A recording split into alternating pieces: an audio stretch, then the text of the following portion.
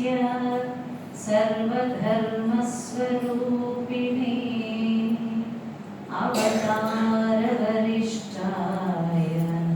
रामकृष्णाय ते नमः। श्रीरामकृष्णाय ते नमः। पवित्रं चरितं यस्य पवित्रं जीवनं तथा पवित्रता स्वरूपाय नमस्तस्यै नमो नमः। ॐ नमो भगवते रामकृष्ण परमहंसाय नमः। ॐ नमो भगवते रामकृष्णाय परमहंसाय नमः।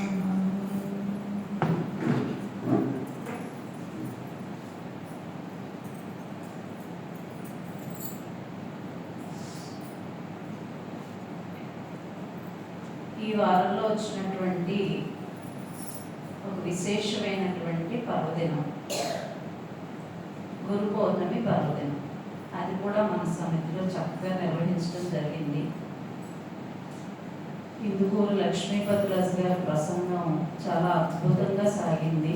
నేను ఆ కార్యక్రమానికి హాజరు కాలేకపోయినప్పటికీ మా సార్ గారి పుణ్యమాన్ని ఆయన యొక్క ప్రసంగాన్ని ఆద్యంతం కూడా ఎంతో శ్రద్ధాభక్తులతో వినడం జరిగింది.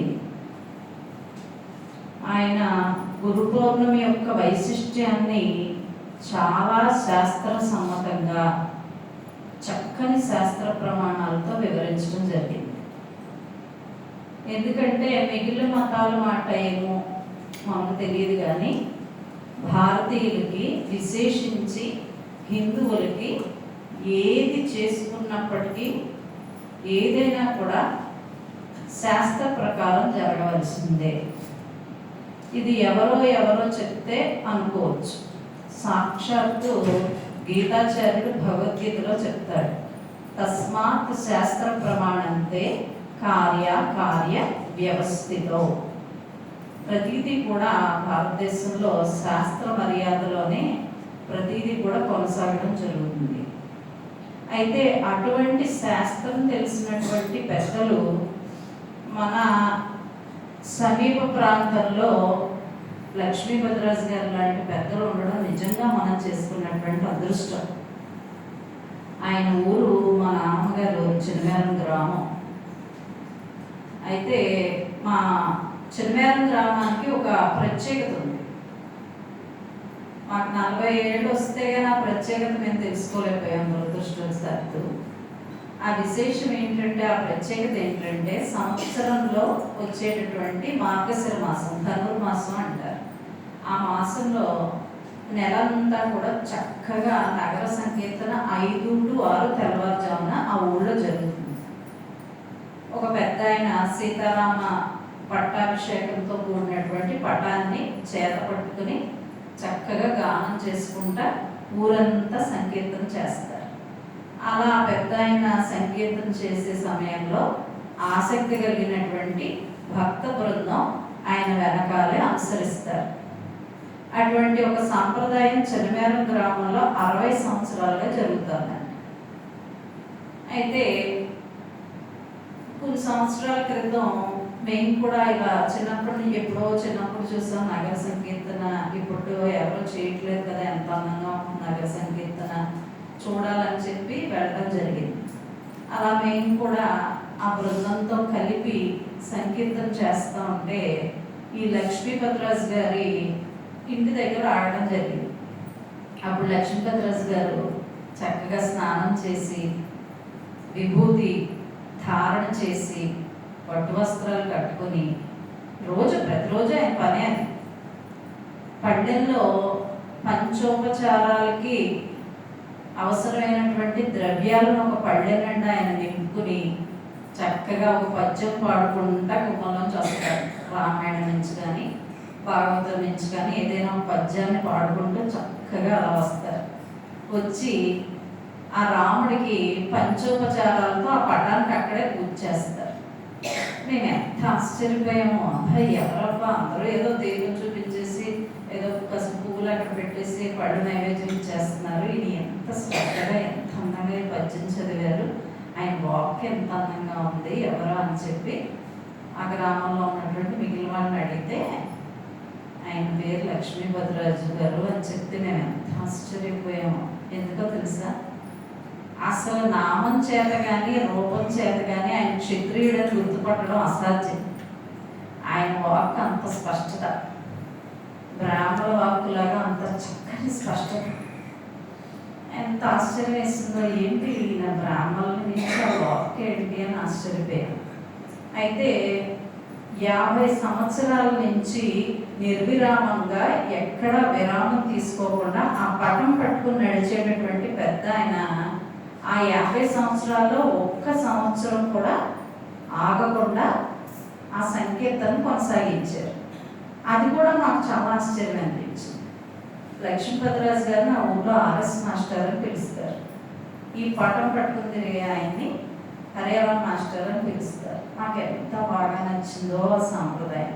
5 అయ్యేపాటికి గ్రామంలో ఇంచుమించుగా అందరూ స్నానాలు చేసేసి వాళ్ళకి తోచిన ప్రసాదాలతో చక్కగా గోపదేవ నైవేద్యాలతో సిద్ధంగా ఉంటారు రాముడు వచ్చేపాటికి గుమ్మం. అటువంటి సాంప్రదాయం ఇప్పటికీ ఒక గ్రామంలో కొనసాగుతుందంట. నా దృష్టిలో అది చాలా గొప్ప విషయం. సరే, ఆ పెద్ద ఆయనకి సన్మానం చేసుకున్నాం. 50 సంవత్సరాలు ఆయన ఆ తపస్సులకే వస్తుంది. ఆయన ఎక్కడ విరామం రాకుండా 50 సంవత్సరాల నుంచి పాపం చేశారు పెద్ద ఆయన. మన ఊరు ఆయన కదా అని చెప్పి అక్క నేను ఆయనకు ఒక సన్మానం చేద్దాం అని చెప్పి భార్యాభర్తలని ఇద్దరిని పిలిచి సన్మానం చేసాం. ఆ కార్యక్రమానికి ముఖ్య అతిథిగా మన లక్ష్మీపతిరాజు గారిని పిలవడం జరిగింది. అప్పుడు ఆఖరిలో ప్రసంగం ఆఖరిలో ఆయన మాట్లాడిన మాటలతో మాకు ఇంకా ఆశ్చర్యం కలిగింది, ఇంకా ఆనందం కలిగింది.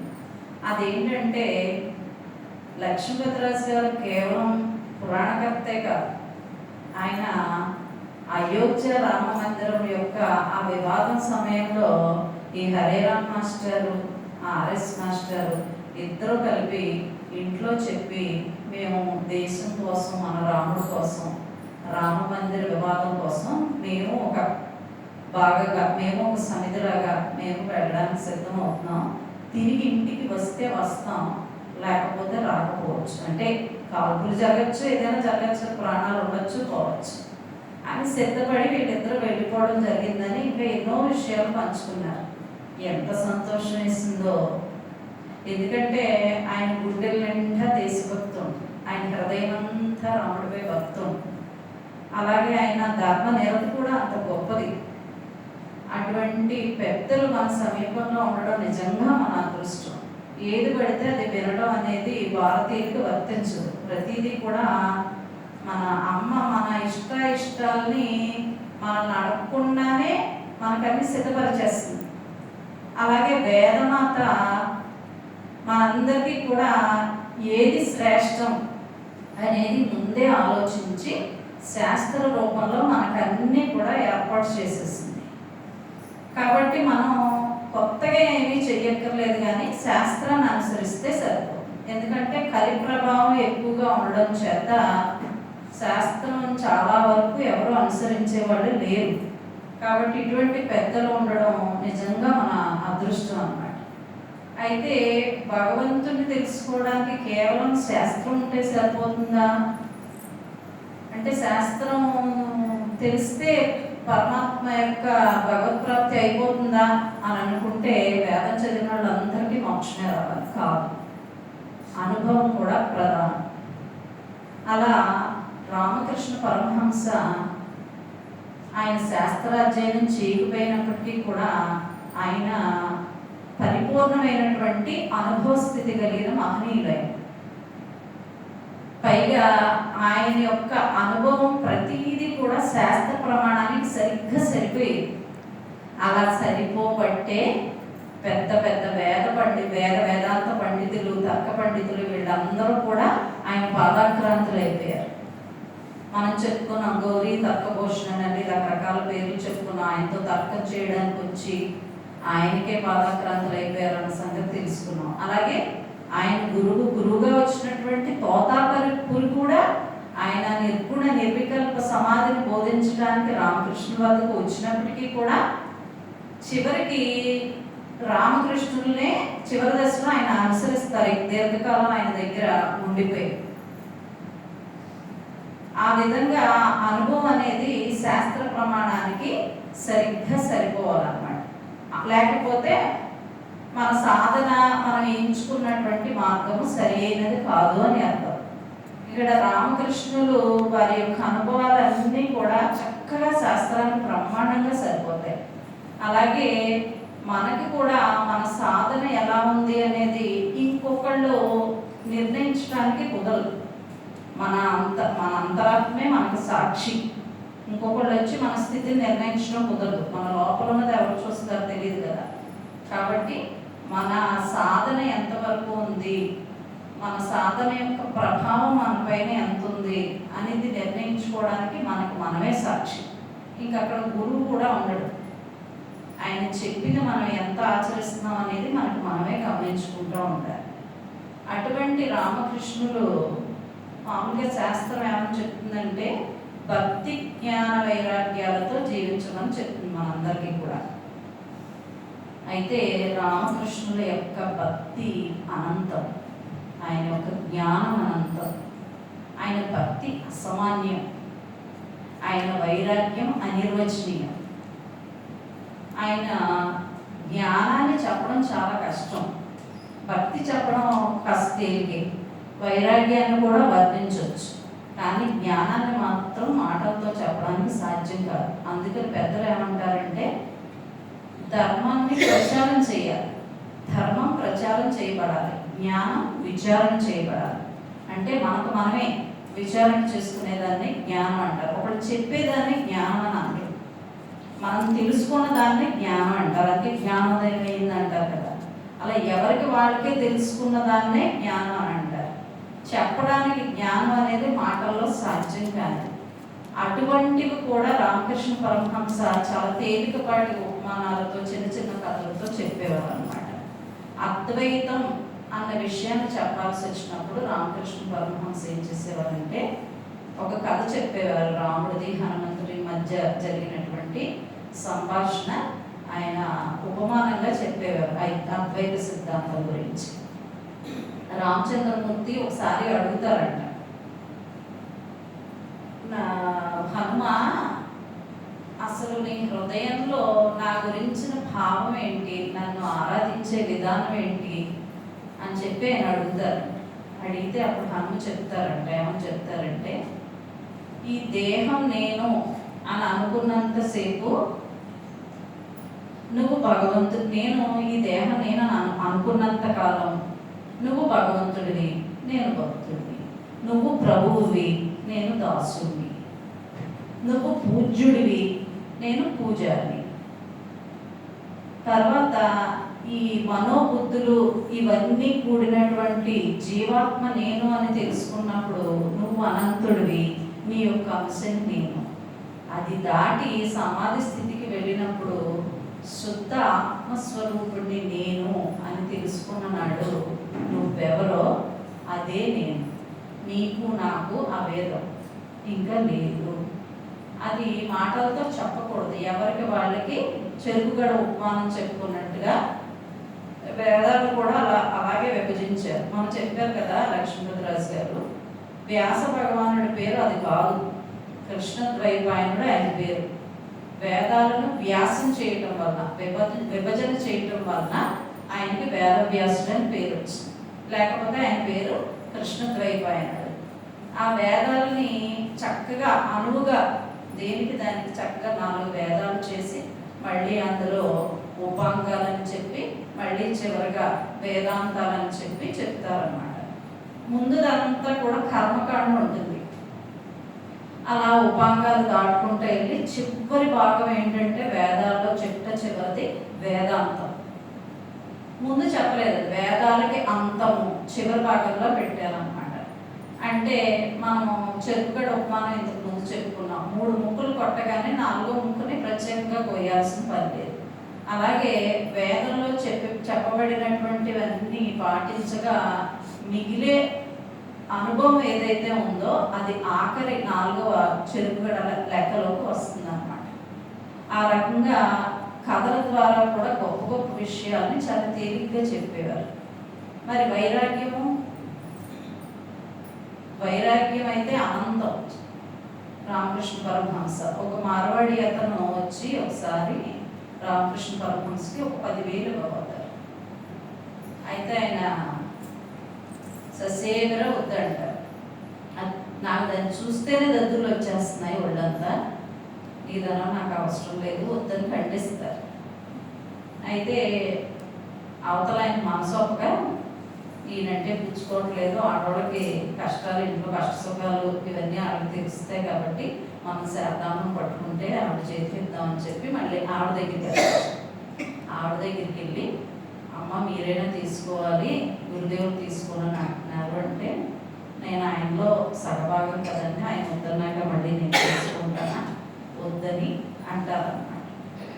అలాగే రాణి రాస్మణి అల్లుడు మధురనాథ్ అని చెప్పుకున్నాం కదా, దేవాలయం కాళీ ఆలయానికి సంబంధించినటువంటి కొన్ని ఆస్తులు ఉంటాయి, జమీన్లు అనేవారు ఆ రోజుల్లో అన్నమాట.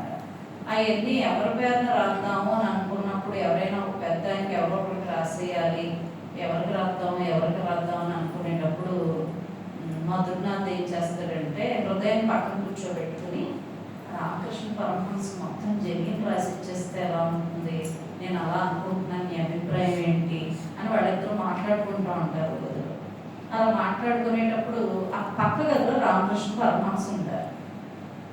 అది విని పరిగెత్తున వచ్చేస్తారు. ఆయన వచ్చి నేను ఆ అమ్మవారి సేవకుడిగా వచ్చాను తప్ప వీటిలన్నిటికీ జమీందారుని అవ్వడం కోసం రాలేదు అని చెప్పి అక్కడ కూడా ఖండిస్తారు రామకృష్ణ పరమహంస. అలా దేని యందు కూడా ఆయన ఆసక్తి చూపించేవారు కాదు ఐహిక విషయాల పట్ల. పోనీ శారదమ్మ ఎలా ఉన్నారు అంటే ఆయన ఎలా ఉన్నారో దానికి ప్రతిబింబంలో ఆవిడ ఉంటారు అన్నమాట.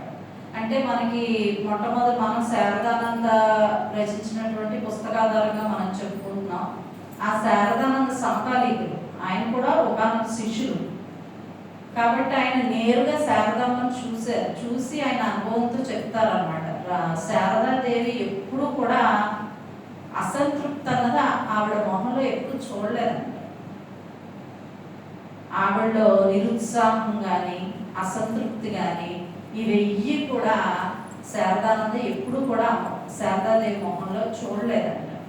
అంటే వాళ్ళు ఎటువంటి దంపతులు, వాళ్ళు సీతారాములకి సరిసమానమైనటువంటి దంపతులు, పార్వతీ పరమేశ్వరులకి సరిసమానమైన దంపతులు, లక్ష్మీనారాయణులకి సరిసమానమైనటువంటి దంపతులు. వారి లాంటి దాంపత్యం నా భూతో నా భవిష్యత్ బహుశా ఇంకెక్కడ ఉండదు అటువంటి. ఎందుకంటే వారికి యోగ సంబంధం వాడినదే కూడా అటువంటి గొప్ప దాంపత్యం ఇంకొకరితో పోల్చడానికి కూడా అవకాశం ఉండదు. అయితే రామకృష్ణ పరమహంస ఆయన స్థాయికి శారదామ్మను కూడా చక్కగా తయారు చేసేసారు, ఆయనతో సరి సమానంగా. ఆవిడ వచ్చిన రోజే చాలా భయపడతారు. వస్తారు ఆయన దగ్గరికి వస్తే ఆయన మాట అంటారు, గట్టిగా అడుగుతారు అన్నమాట, నన్ను మాయలో ఉంచడానికి వచ్చావా, నన్ను ఉద్ధరించడానికి వచ్చావా అని అడుగుతారు. ఆవిడ ఏం భయపడరు, చక్కగా సమాధానం చెప్తారు. మీరు ఉద్ధరింపబడినవారు కాబట్టి నన్ను కూడా ఉద్ధరిస్తారని చెప్పి వచ్చానని చక్కగా ధైర్యంగా చెప్తున్నాను. ఎందుకంటే ఆవిడ కూడా చాలా చిన్న వయసులో వివాహం చేసేస్తారు. పోనీ ఏదో యుక్త వయసు వచ్చిన తర్వాత భర్త దగ్గరికి వద్దామా అంటే అప్పటికే పుకార్లు ఆ ఊరంతా వ్యాపిస్తాయి. ఇప్పుడు భర్త, ఈ అమ్మాయి భర్త పిచ్చివాడంట, ఏదో ఒక సమాజ స్థితిలో ఉన్నట్టు ఏదో భ్రమలో ఉంటాడంట, అతనిలో అతనే నవ్వుకుంటాడంట, సరిగ్గా బట్టలు కూడా ఉంచుకోడంట.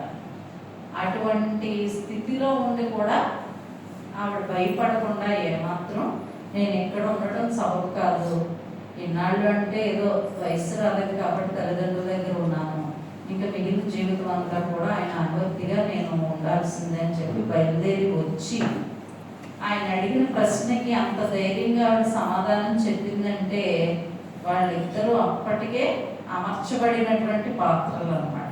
రాబోయే లోకోద్ధరణ కోసం అవతరించబడినటువంటి పాత్రలు ఆ రెండు అప్పటికే సిద్ధమైపోయి ఉన్నాయి. కాబట్టి ఆ రెండు పాత్రలు కూడా ఒక్కలాగే, ఆయన ఎంత జ్ఞానియో ఆవిడ కూడా అంతే సమానమైనటువంటి జ్ఞాని అన్నమాట. ఆయన అలా చెప్పడం ఈవిడ చకచక నేర్చుకోవడం, ఎంత లేడి మాదిరి ఎంతో ఆవిడ వేగంగా ఆయన చెప్పినవన్నీ కూడా, ఎందుకంటే ఆవిడ రావడం మధ్యలోంచి వచ్చారు కదా, ఉన్న సమయం తక్కువ కాబట్టి ఆయన చాలా త్వరగా ఆవిడ్ని చక్కగా తయారు చేసేస్తారన్నమాట. నాతో సరి సమానమైన దానివే అని ఆయనతోనే చెప్పింపబడినటువంటి గొప్ప పాత్ర శారదాంబ పాత్ర. అలాగే భక్తి విషయానికి వచ్చినప్పుడు ఆయన మహాకాళీ భక్తుడు. కాళీమాత యొక్క ఆజ్ఞ లేకుండా ఆయన ఏది చేయడు, భారమంతా పూర్తిగా అమ్మవారి మీద పెట్టే చేస్తారు.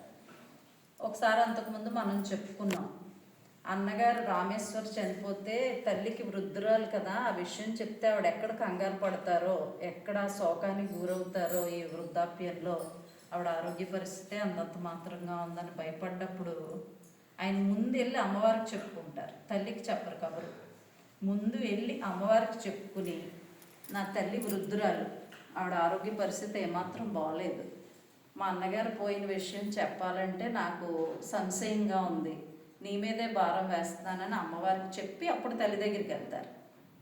అలా వెళ్ళినప్పుడు ఆశ్చర్యం ఏంటంటే ఈయన మొర ఎప్పుడూ అమ్మవారు పెడుతుంది. ఆవిడ ఆశ్చర్యంగా ఆవిడేమంటుందంటే, ఏముంది నాయన, ముందు ఒకరైతే తర్వాత మరొకరు, మరణానికి ఏముంది నాయన, అందరికీ సమానంగా రాదు కదా మరణం, ముందెవరో వెనకెవరో అని చెప్పి ఈయనకి ధైర్యం చెప్తుంది అన్నమాట. అంటే అమ్మవారు ప్రతిదీ కూడా రామకృష్ణ మాటని ఎలా వింటుంది అనేది ఇక్కడ మనం గ్రహించవచ్చు. అలాగే ఒకసారి శశిధర పండితుడని ఒక ఆయన వస్తాడు. ఆయన రామకృష్ణ పరమహంస కబురు పంపుతారు, నేను తర్కం చేయడానికి నేను వస్తున్నాను, సిద్ధం కావాల్సింది అని చెప్పి కబురు పంపుతారు. ఈయనకేమో ఈ తర్కాలు, ఈ వాదాలు ఇవన్నీ ఇష్టం ఉండదు. అప్పుడు అమ్మవారి దగ్గరికి వెళ్ళి, అమ్మ నాకు ఎందుకమ్మా ఈ తర్కాలు, ఈ వాదాలు, ఇవన్నీ నేను విన్నటువంటి వేదాంతాలు, శాస్త్ర పురాణాలు, ధర్మశాస్త్రాలు అన్నీ మాలకట్టి నీ మెళ్ళలో మాలగా వేసేస్తాను, నాకేమొద్దు, నాకు నువ్వు కేవలం శుద్ధమైన నీ భక్తిని మాత్రం నాకు తోడుగా ఉండేలా చెయ్యి, చెక్కు చెదరని శుద్ధ భక్తిని నాకు ఎప్పుడు నాలో ఉండేలా చెయ్యని ఆయన అడుగుతారు. నీదే భారం నువ్వే చూసుకో, నేను వెళ్తానని చెప్పి బయలుదేరతారు. సరే, తర్కంలో అటు శశిధర పండితుడు ఇటు స్వామి ఇద్దరు కూర్చుని ఉంటారు.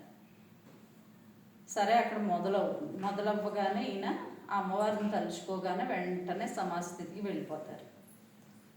వెళ్ళిపోయిన తర్వాత ఆయన శరీరం అంతా ఏదో విద్యుత్ శక్తి ప్రసరించినట్టుగా అయిపోతుంది. అప్పుడు ఆయన మెల్లగా కళ్ళు తెరుస్తారు. అప్పుడు ఆయనకు మాటలు వస్తాయి, అద్భుతంగా మాట్లాడతారు. ఎప్పుడైతే వాదన చేసి ఆయన మీద నిగ్గుదామని వచ్చాడో ఆయన వెంటనే ఈయన శరణాగతి పొందుతాడనమాట. మహాశయ, నన్ను మన్నించండి, నాకు గొప్పగా శాస్త్రం తెలుసని అనుకున్నాను, నేనే గొప్పవాడిని అని అనుకున్నాను, నేను చదివిన శాస్త్రాన్ని అంతా కూడా మీరు అనుభవ రూపంగా పొందారు అని నేను ఇప్పుడే గ్రహించాను, కాబట్టి నన్ను మన్నించండి అని వెంటనే ఆయన పాదాక్రాంతుడైపోతాడు అన్నమాట. అలా అమ్మవారు ఆయన యొక్క మాటని ప్రతీదీ కూడా అలా వింటూ ఉండేదన్నమాట. అయితే ఈయన రామకృష్ణ పరమహంసకి క్యాన్సర్ బాగా పెరిగిపోయినప్పుడు ఈయన చాలా బాధపడతారనమాట. బాధపడి, స్వామి మీరు ఎన్నో చేశారు కదా, మీ స్పర్శ చేత మీరు ఎంతోమంది రోగాలు మాన్పించారు కదా. అంటే జగదాంబదాసి అని ఒక ఆవిడ ఉంటే ఆవిడ రోగాన్ని ఈయన పోగొడతారు. ఆవిడెవరో రోగాన్ని పోగొట్టగా లేనిది మీరు తలుచుకుంటే అమ్మవారు తీసేదా మీ రోగాన్ని, పోనీ మీరు అడగకూడదా అని చెప్పి ఈయన అడుగుతారు. అంటే బాధ చూడలేక అనమాట, ఆయన శారీరక యాత్రను చూడలేక, ఆయనకి దేహభావన ఉండకపోయినా శిష్యులకు గురువుగారు అనే అభిమానం ఉంటుంది కదా, ఆ బంధం ఉంటుంది కాబట్టి ఆయన బాధతో ఒక్క మాట అమ్మవారికి చెప్పకూడదా, పోనీ మీరు తలుచుకున్నా కూడా నయమైపోతుంది కదా, మీరు ఎంతమంది రోగాలు మాన్పలేదు అని చెప్పి బతిమాలుతారు. అడిగితే అప్పుడు ఆయన చెప్తారనమాట, చూడు నాయన, నేను ఇప్పటికే నా మనస్సు అమ్మవారికి ఇచ్చేసాను. అమ్మవారికి అర్పించిన మనస్సుని మళ్ళీ ఎముకల గూడుతో ఉన్నటువంటి శరీరం మీద మళ్ళీ తెమ్మంటావా? వద్దునైనా, అవసరం లేదు అని చెప్పి అంటారు అన్నమాట. అంటే ఆయన వైరాగ్య స్థితి అటువంటిది అన్నమాట. అలాగే నరేంద్రుడు ఒకసారి వస్తాడు, వచ్చిన కొత్తలో, అంటే అప్పటికి బ్రహ్మ సమాజం యొక్క ప్రభావం ఆయన మీద ఉంది, ఇప్పటికీ ఉంది. అది దాన్ని బ్రహ్మకుమారిస్ అని బయట చెప్తారు. అది ఏదో గొప్ప సిద్ధాంతం అని ఎవరు అనుకోవాల్సిన పని లేదు. అదంతా కూడా అరూపం ధ్యానం అని అంటారు. అరూపం ధ్యానం ఏమి కుదరదండి. పెద్దలేమి ఊరికే విగ్రహారాధన సగుణోపాసన ఊరికే ఏం పెట్టలా, దానిలో ఒక అంతరార్థం దాగుంది. మనకి ఒక దాని మీద ఏకాగ్రత ఎక్కువ సేపు నిలపడం చేత మనకి మెల్లమెల్లగా ఒక అధ్యయన రూపంగా మనకి మూర్తులను పెట్టారు. ఇప్పుడు అరూప ధ్యానం అని అంటే మరి ఇంక ఇన్ని మూర్తులు ఎందుకు, ఇన్ని గుళ్ళు ఎందుకు, ఇన్ని ఉపాసనలు ఎందుకు, ఇవన్నీ ఎందుకు అంటే అప్పటి నుంచి కూడా చాలా ప్రభావాలు ఉన్నాయన్నమాట మన ధర్మం మీద. అందుకే సశాస్త్రీయం అనే మాట అందుకే అంటున్నాం. ఇప్పటికి కాదు, ఎప్పుడో శంకర భగవత్పాదుల సమయంలోనే 72 దుర్మతాలు ఉండేయంట. ఆ 72 దుర్మతాలని ఆయన ఎదుర్కొని అప్పుడున్న పరిస్థితిలో పాదచారి కనీసం కాళ్ళకి చెప్పులు సైతం లేకుండా యావత్ మొత్తం భారతావని అంతా తిరిగి ఆసేతు హిమాచలం తిరుగుతారు. ఆయన 4 చోట్ల 4 పీఠాలు పెడతారు. దానికి తగినటువంటి తన శిష్యుల్ని అక్కడ అధికారులుగా చేసి అక్కడ అలా పెట్టబట్టి ఈరోజు మనం ఇప్పటికీ హిందూ ధర్మం ఈ విధంగా మిగిలి ఉందన్నమాట. అంటే అప్పటికే చాలా వచ్చేసినాయి. ఇప్పుడు ఎలా రకరకాలు వచ్చినాయో అప్పుడు ఆయన ఉన్న కాలంలోనే వచ్చేసినాయి.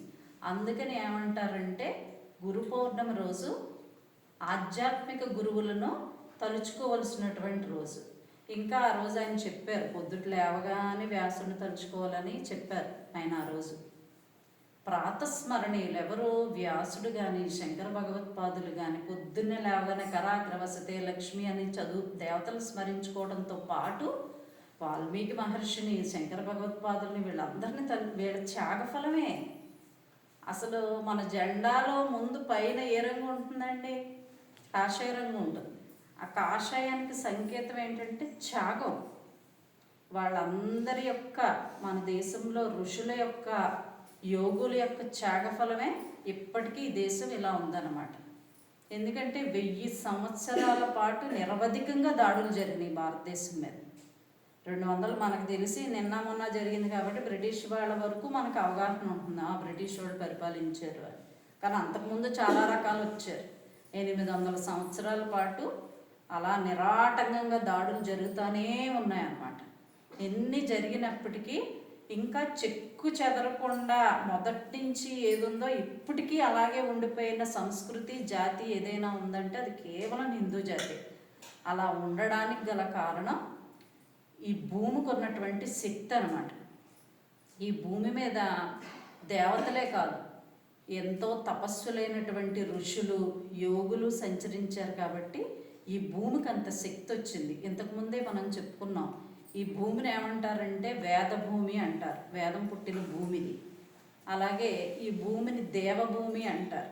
ఈ నేల మీదే భగవంతుడు 10 అవతారాలలో వచ్చి ఈ నేల మీద సంచరించాడు కాబట్టి దీన్ని దేవభూమి అంటారు.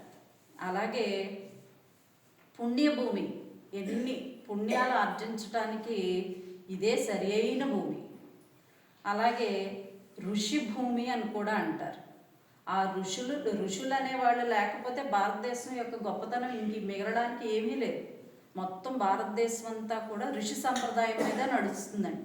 అందుకే గురు పౌర్ణమి. పాపం పిల్లలు తెలియక మొన్న గురు పౌర్ణమి రోజు క్లాస్లో, అమ్మ గురు పౌర్ణమి యొక్క విశిష్టత తెలుసా? నేను తర్వాత చెప్తాను, మీకేం తెలుసో ముందు మీరు చెప్పండి అని అడిగారు.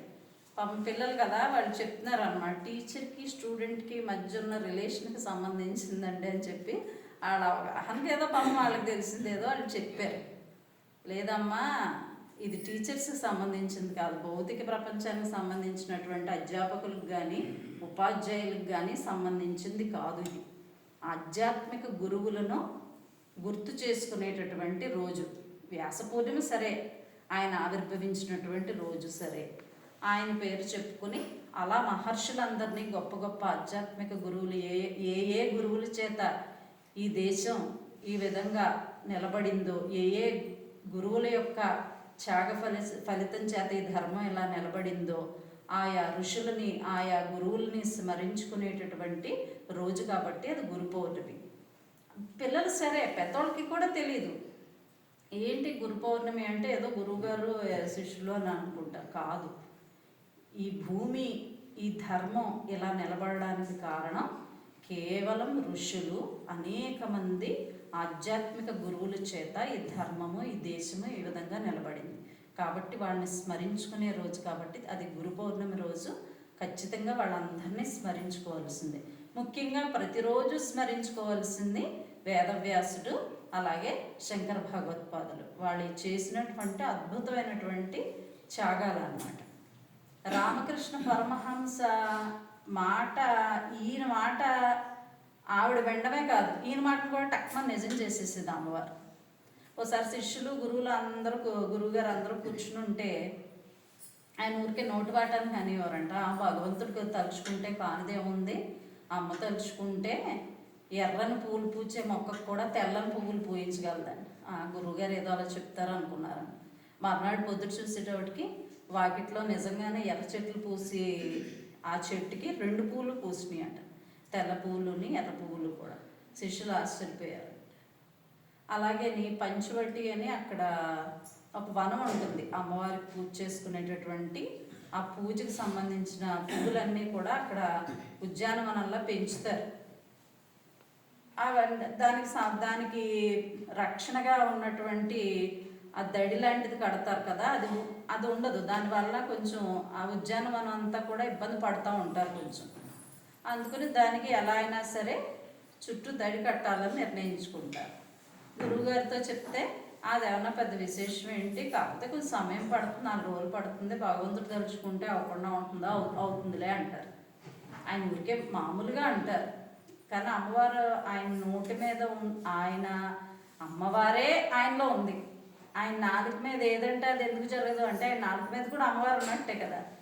మర్నాడు వీళ్ళంతా ఉద్యానవనంలో పనిచేసుకుంటా ఉంటే ఎంత విచిత్రమో, ఆ ఉద్యానవనానికి చుట్టూ కట్టడానికి అవసరమైనటువంటి ఆ తాడు కానీ, కర్రలు కానీ, దిమ్మలు కానీ, కొడవలు కానీ మొత్తం అన్నీ నదిలో కొట్టుకుని వస్తాయంటండి. అలా అది ఎంత ఆశ్చర్యపోతారోనంట. ఆయన ఏమీ నిజంగా అడగల, అమ్మవారిని అడిగింది లేదు, మాట వరుసకు అన్నారు. కానీ ఆయనలో అమ్మవారు ఉంది కాబట్టి, ఆయన నాలుక మీద కూడా అమ్మవారు ఉంటుంది కాబట్టి ఆయన ఏముంది లేరా, జగత్ అనే కంచికే అమ్మవారికి జగత్ అనే కంచినే కట్టింది, ఇది ఈ కంచి అన్న పెద్ద లెక్క ఏంటి అన్నట్టుగా ఆయన మామూలుగా అన్నారు. కానీ అదేమైంది, నిజమైపోయింది. అలా భగవంతుడిపై ఉన్నటువంటి భక్తి నమ్మకం, భక్తుడు మాట వింటాడు. భక్తుడు మాట నిజం చేయడం భగవంతుడు బాధ్యత అవుతుంది అప్పుడు. అందుకనే గీతాచార్యుడికి భగవద్గీతలో చెప్తాడు, అనన్యాశ్చింతయంతో మాం ఏ జనాః పర్యుపాసతే తేషాం ఇచ్ఛాభియుక్తానాం యోగక్షేమం వహామ్యహం. ఎవరైతే నన్ను అనన్య చింతన చేసి నా మీద నమ్మకం పెట్టుకుంటారో వాళ్ళందరి యొక్క బాధ్యత ఆయనది, ఇంకా ఆయన చూసుకుంటారు. అలాగే పంచపాండవులందరూ ఎవరి మీద ఆధారపడ్డారు, కృష్ణుడి మీద ఆధారపడ్డారు. కాబట్టి వాళ్ళని రక్షించేటటువంటి కర్తవ్యం ఎవరిది, భగవంతుడిది. ఒకసారి కుంతీదేవిని అడుగుతారంట, విదురుడి దగ్గర ఉన్నప్పుడు కృష్ణుడు వెళ్తాడంట, ఏంటత్త అందరూ నన్నేమో రకరకాల వరుసలతో పిలుస్తారు, నా మేనత్వై ఉండి నన్ను భగవంతుడిగా చూస్తావేంటి నువ్వు అని కావాలని అడుగుతాడు అనమాట. అడిగితే నేనన్నా దేవుణ్ణి అనుకుంటున్నావే ఏంటి, నేను నీ మేనల్లుడిని, నువ్వేమో నన్ను దేవుడు అని అంటావు, దేవుడైతే కోరికలు తీర్చాలి కదా, ఏది కోరికలు అడుగు అంటాడు. అంటే ఎప్పుడు నాకు ఆపదలు ఇవి కృష్ణ అని అడుగుతుంది అనమాట కుంతి. ఇదేంటిది, ఆపద్బాంధవుడు అంటేనే భగవంతుడు కదా, ఆపదల నుంచి రక్షించేవాడు కదా భగవంతుడు అంటే. నువ్వేంటి విచిత్రంగా ఇలా అడుగుతున్నావు? ఆఖరికి నీ కోళ్ళు కూడా ఆ రోజు మైసభలో నన్ను ఆపదలో ఉండబట్టి పిలిస్తేనే కదా వెళ్ళాను అని అంటేనే అది ఆపదలో ఉందని కాబట్టి పిలిచింది, లేకపోతే పిలిచేది కాదు కదా. కాబట్టి నిన్ను చూడాలన్నా, ఎప్పుడు నీతో ఉండాలన్నా, నిన్ను పిలవాలన్నా ఆపదలు వచ్చినప్పుడే నువ్వు గుర్తొస్తావు. కాబట్టి నాకు ఎప్పుడూ ఆపదలను ప్రసాదించు అని కుంతీదేవి అడుగుతుంది అన్నమాట. అంటే కష్టాలు మనల్ని మలుచుతాయి. నిజంగా చెప్పాలంటే అంతా సౌఖ్యంగా జీవితం సాగిపోతే అందులో ఏమీ ఉండదు, చెప్పుకోవడానికి ఏమీ ఉండదు. అన్ని కష్టాలు పడబట్టే కదా రాముడిని ఈరోజు మనం గొప్పగా చెప్పుకుంటున్నాం. ఆ వనవాసం చేయబట్టి సీతమ్మ వారు అన్ని కష్టాలు పడబట్టి, ఆ ద్రౌపదీదేవి మైసభలో అన్ని కష్టాలు పడబట్టి వాళ్ళు గొప్పవాళ్ళుగా మనం చెప్పుకుంటున్నాం. అంత సౌకర్యంగా జరిగిపోతే జీవితంలో ఇంక తెలుసుకునేది ఏముంటుంది? అప్పుడు నరేంద్రుడు కూడా అలా వస్తాడంట. వచ్చిన కొత్తలో ఆయనకి ఇప్పటికే అతను చాలా తెలివైన వాడు, అప్పటికే పెద్ద చదువులు చదువుకున్నారు ఆయన. అయితే కష్టాలు, విపరీతమైన పేదరికం, కుచేలుడి తర్వాత అంత పేదరికం నరేంద్రుడికి వస్తుంది. ఆ 4 చెల్లుళ్ళు ఉంటాయి. ఆ 4 చెల్లుళ్ళు పెళ్లి చేయాలంటే ఈయనదే బాధ్యత. ఇన్ని పెట్టుకుని ఈ మిగిలిన ఏదైనా సాధించాలంటే అడ్డొచ్చేస్తున్నాయి కదా, బాధ్యతలన్నీ ముందు అడ్డొచ్చేస్తున్నాయి. అందుకని ఆయన వచ్చి రామకృష్ణ పరమహంసను అడుగుతారు అన్నమాట. నాకు 4 చెల్లుళ్ళు ఉన్నారు, నేను పెళ్లి చేయాలి, నాకు వాళ్ళంత బాధ్యత ఉంది, నాకు నా 4 చెల్లుళ్ళకి పెళ్లి చేయమని చెప్పి మీరు వెళ్ళి మీరు అమ్మవారిని అడగాను. నేను ఎలా అడుగుతాను? నా గురించే నేను ఎప్పుడూ అడగలేదు, నీ చెల్లెలు పెళ్లి గురించి నేను ఎందుకు అడుగుతాను? కావాలంటే నువ్వే వెళ్ళాడు, వెళ్ళి లోపల అమ్మవారు ఉంది, వెళ్ళి అడిగిరా. కాదు మీరు వెళ్ళాడంటే, లేదే బాబు నాకు అలవాటు లేదు అమ్మ, నేను ఎప్పుడు నా నోటితో ఏది అడగలేదు, నువ్వే అడుగు, నీకు కావాల్సింది ఏదో నువ్వే అడుగు, నీకైనా నాకైనా ఆవిడే కదా అమ్మ, నువ్వు చెప్పుకున్నా నేను చెప్పుకున్నా ఎవరైనా ఆవిడగా చెప్పుకోవాలి కదా, నువ్వు లోపలికి వెళ్ళి అడిగిరా అని లోపలికి పంపుతారు. లోపలికి వెళ్ళినైనా కాసేపట్లో బయటకు వచ్చేస్తాడు. అడిగేవా అని అడుగుతారు. అడుగుదాం అనుకున్నాను కానీ ఏం అనిపించలేదు, ఇంకా నాకు ఏం బోధపడలేదు, నాకు ఏం అడగాలని అనిపించలేదు. అలా స్తబ్దుని అయిపోయి అలా ఉండిపోయాను అమ్మవారిని చూసి. అయితే ఇంకోసారి ట్రై చేయి, మళ్ళీ వెళ్ళండి, మళ్ళీ వెళ్తారు. అలా వెళ్తారు, ఇలా వచ్చేస్తారు, అలా వెళ్తారు, ఇలా వచ్చేస్తారు. మొత్తం మీద 4-5 సార్లు లోపలికి బయటికి తిరుగుతారు. వచ్చి అడుగుతారు, అడగగలిగావా? అడుగుదామని వెళ్తున్నాను కానీ అమ్మవారిని చూడగానే మాట రావట్లా, అడగాలని బుద్ధి పుట్టట్లా, అందుకని అడగలేకపోతున్నా కదా. నువ్వు జూనియర్వి, నీకే అడగాలని అనిపించకపోతే నేను ఎన్నాళ్ళ నుంచి అమ్మవారి దగ్గర ఉంటున్నాను, మరి నాకెలా అడగాలని అనిపిస్తుంది అని అడుగుతారు అన్నమాట. అందుచేత నీకు ఏదైనా బాధ్యతలున్నా, నీకేమన్నా కుటుంబ ఇబ్బందులు ఉన్నా కూడా అవన్నీ అమ్మవారు విడిచిపెట్టి నువ్వేం చేయాలో అది చెయ్యి. నువ్వు ఎలా వెళ్తావా, నువ్వు నీ ఛార్జీల సంగతి చూసుకుంటావా, నువ్వు ఎలా వెళ్తావా, ఎక్కడికి వెళ్తావా, ఏం చేస్తావో చెయ్యి. అమ్మవారి మీద నీ కుటుంబ భారం అంతా పెట్టేసి ఈ ప్రపంచానికి నీతో ఏ ఉపయోగం ఉందో దానికోసం నువ్వు ఈరోజు బయలుదేరు అని చెప్పి ఆయన అలా ధైర్యం చెప్పి పంపుతారు. ఎందుకంటే అన్ని సౌకర్యాలు ఇచ్చేస్తే ఎవరు ఏది సాధించలేరు. ఒకవేళ అన్ని ఉండగా సాధిస్తే అది ఎవరు చెప్పుకోరు కూడా. కష్టాన్ని అధిగమించి ఏదైనా మనం సాధిస్తే అది ఉత్తమమైనది అవుతుంది. కాబట్టి నరేంద్రుడే కాదు, రామకృష్ణ పరమహంస ఎప్పుడు కూడా అంటారు అన్నమాట, యువకులకి ఆధ్యాత్మికత అవసరం అని చెప్తారు. ఇంకా గట్టిగా అడిగితే బాల్యం నుంచి ఆధ్యాత్మికత ఉండాలి అని ఆయన అంటారు. ఎందుకంటే పసి హృదయాల్లో పడిన బీజాలు చాలా అద్భుతంగా మొలకెత్తుతాయి. ఎప్పుడైనా కూడా ఏదైనా సాధించాలంటే ఉడికే రక్తం ఉండాలి. వాళ్ళు ఏదైనా సాధించాలని మంచి తపనతో ఉంటారు. కాబట్టి అటువంటి వాళ్ళకి బోధించాలి. అలాగే చిన్నప్పుడు మన హృదయాల్లో ఏదైనా ముద్ర పడితే ఇంక దాన్ని చెరపలేము. మాకు చిన్నప్పుడు నాన్నమ్మ గారి ఇంటి వైపు అంతా కూడా కొంచెం వ్యావహారికంగా లౌకిక వ్యవహారాల పట్ల కొంచెం లంపటాల పట్ల ఎక్కువగా ఉండేవారు. ఇటు అమ్మమ్మ గారి ఇంటి వైపు అంతా కూడా అంత భక్తి, అంత ఆధ్యాత్మికత. అసలు వాళ్ళని చూస్తేనే ఎవరో గంధర్వులను చూసినట్టు అనిపించేది. ఎందుకంటే వాళ్ళు ఎవ్వరు వచ్చినా చక్కగా నవ్వుతారు, చక్కగా అలంకరించుకుంటారు. 365 రోజులు చక్కగా చేతికి గోరింటాకు, ఇక్కడి నుంచి ఇక్కడ గాజులు వేసుకుంటారు. వాళ్ళకి ఎన్ని సంవత్సరాలున్నా ఇంటికి వచ్చిన వాళ్ళ దగ్గర ఏమీ చూపించరు. ఎప్పుడు భగవంతుడి గురించే మాట్లాడతారు, చక్కగా పాటలు పాడతారు. అప్పుడు నాకు అనిపించేది, పోల్చుకుని చూసేవాడు అన్నమాట.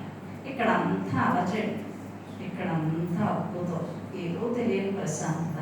ఇలా కాదు, ఇలా జీవించాలి అని ఎప్పుడో 6 ఏళ్ళు 7 ఏళ్లలో పడినటువంటి ముద్ర ఈ స్థాయికి తీసుకొచ్చింది. అంటే ఎప్పుడు పడాలి ముద్ర అనేది? అప్పుడు పడాలి. అప్పుడు అది మొలకెత్తి వృక్షమే మనల్ని ఎక్కడికో తీసుకువెళ్తుంది. అటువంటిది మరి శివవర్మ గారికి రామకృష్ణుల యొక్క ఆయన సంకల్పానికి ఆయన యొక్క ఆశీస్సులు ప్రేరణ తోడైందో ఏమో కానీ ఈరోజు నివేదిత విద్యాలయాల్లో పిల్లల్ని చూస్తే నాకు ఎంత సంతోషంగా అనిపిస్తుందంటే, మిగతా స్కూళ్ళల్లో వీటికి ప్రయారిటీ ఇవ్వరండి. నేను మిగిలిన స్కూల్స్ కూడా వెళ్తాం కాబట్టి, అంటే చదువు ఒక్కటే ప్రధానం. ఆ చదువు కూడా నిజంగా దేనికి ప్రధానం అంటే కనుక మాది బెస్ట్ స్కూల్ అని చూపించుకోవడం కోసం ప్రధానం. పిల్లలకు చదువు వచ్చిందా రాలేదా అనేది సెకండరీ. మాది చాలా గొప్పగా మా సమాజంలో మా స్కూల్ గురించి చెప్పుకోవాలి అనే దానికి ప్రయారిటీ ఇస్తారు తప్ప పిల్లల్లో విలువలు ఉంటున్నాయా లేదా, వాళ్ళకి మంచి చెడు చెప్పగలుగుతున్నామా లేదా అనేది ఎవరో ఆలోచించట్లేదు. మా సమయంలో ఉండేవారు. ఏదైనా ఒక క్లాస్, ఏదైనా ఒక సబ్జెక్ట్ టీచర్ రాకపోతే ఎవరో టీచరు కాసేపు పిల్లలతో అలా వచ్చి ఊరికే కూర్చోకుండా 4 మంచి మాటలు చెప్పేవారు.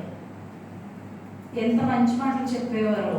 ఆ ప్రభావం ఇప్పటికీ ఉండిపోయింది. అలా చక్కగా మా పిల్లల దగ్గర మాట తీసుకునేవారు. ఒరే బాబు, ఈ వయసులో అన్నీ ఆకర్షిస్తాయి, కానీ ఏ ఆకర్షణకి లొంగకూడదు సుమా. నాకు మాట ఇవ్వండి, మీరు పెద్ద అయిన తర్వాత మరి ఈ మందుకు బానిస అవ్వడాలు, పేకాటలు ఆడడాలు, బడ్డ మీద తిరగడాలు, జులాయిగా ఉండడాలు అలాంటివి చేయనని మాట ఇవ్వండి అని అడిగేవారు. అంటే అప్పుడు టీచర్లకి పిల్లల మీద అంత ప్రేమ ఉండేది. అలా చెప్పబట్టి అటువంటి మాటలు హత్తుకుపోయి ఇప్పటికీ చక్కగా మంచి వృద్ధిలోకి వెళ్ళినటువంటి పిల్లలు 3 మంది ఉన్నారు. ఇప్పుడు టీచర్లకి ఆ సిలబస్ కంప్లీట్ చేయడంలోనే ఆ సమయం అంతా గడిచిపోతారు. పిల్లలకి విలువలు ఏమందించాము అనేది ఇంక వాళ్ళకి అనవసరం. తల్లిదండ్రులకు కూడా అదే పరిస్థితి. మా పిల్లలకి ర్యాంక్ వచ్చిందా లేదా, ఇదే ప్రధానం తప్ప పెద్దలు వచ్చినప్పుడు గమ్ముని నమస్కారం చేయని చెప్పడం కానీ ఇవన్నీ కూడా చెప్పేటటువంటి పరిస్థితులు లేవు. అటువంటిది ఒక స్కూల్ ఒక బాధ్యతగా తీసుకుని ఇటువంటి విలువలన్నీ కూడా చెప్పడానికి ముందుకు వచ్చిందంటే ఆ పిల్లల అదృష్టవంతులు, మహా అదృష్టవంతులు.